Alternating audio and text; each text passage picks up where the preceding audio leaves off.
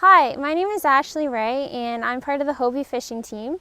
I live in Ontario, Canada, and I fish like crazy here. One of the most amazing fish that you can catch in Ontario is a musky, and recently I actually had the opportunity to catch one in my kayak, which was absolutely unreal. And a lot of times they'll spook when they see you, or something on the boat just sets them off.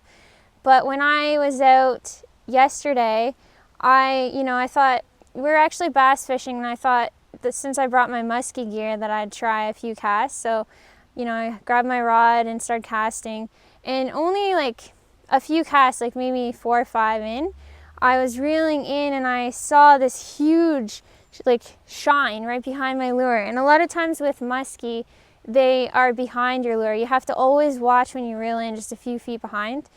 It didn't spook at all, so I pressed the button and let my line out.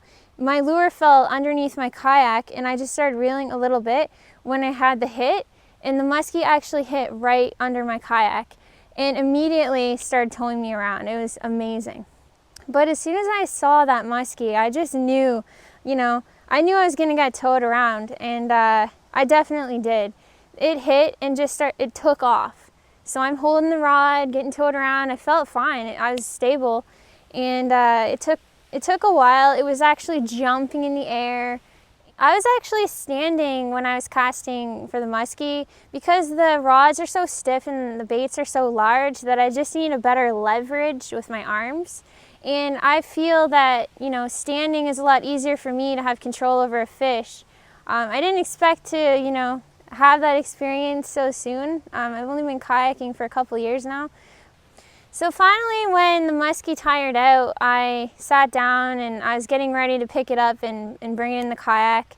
But a few times it seemed tired, and then I would go to grab it and it would just thrash and take off again. So it took a while before I could actually land it.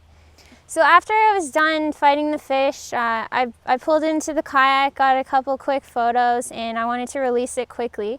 So I was actually able to hold on to it with the grip and pedal at the same time to get some water pumping through its gills. And it was handy just having hands free because the fish was huge and I needed 2 hands with it. So I had one hand on the grip and the other hand just sort of stabilizing the fish, and then I was able to let it go really easily, and that was it, and it was incredible.